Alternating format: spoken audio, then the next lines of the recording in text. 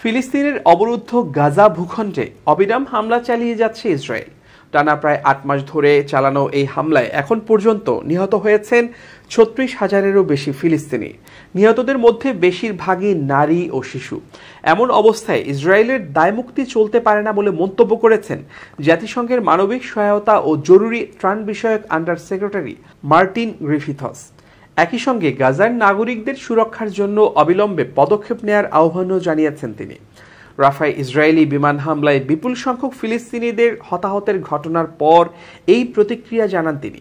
মঙ্গলবার এক প্রতিবেদনে এই তথ্য জানিয়েছে বার্তা সংস্থা আনাদোলু। প্রতিবেদনে বলা হয়েছে, জাতিসংঘের ত্রাণ প্রধান সোমবার দক্ষিণ গাজার রাফা শহরে বাস্তুচ্যুত লোকদের শিবিরে ইসরায়েলি বিমান হামলার নিন্দা করে বলেছেন, এ ধরনের দায়মুক্তি চলতে পারে না। সোশ্যাল মিডিয়া প্ল্যাটফর্ম এক্সে দেয়া এক বার্তায় মার্টিন গ্রিফিথস লিখেছেন, গাজা থেকে আরেকটি ভয়ঙ্কর আপডেট পেলাম। গতরাতে রাফাতে ইসরায়েলের বিমান হামলায় বহু মানুষ নিহত হয়েছেন, যাদের মধ্যে অনেক নারী ও শিশু জীবন্ত পুড়ে মারা গেছেন। গাজায় ত্রাণ বিতরণে চ্যালেঞ্জ অব্যাহত রয়েছে উল্লেখ করে গ্রিফিথস বলেন, নানা প্রতিবন্ধকতা এবং তীব্র লড়াইয়ের কারণে আমরা এখনও কেরেম শালোম থেকে পণ্যগুলো নিতে পারিনি।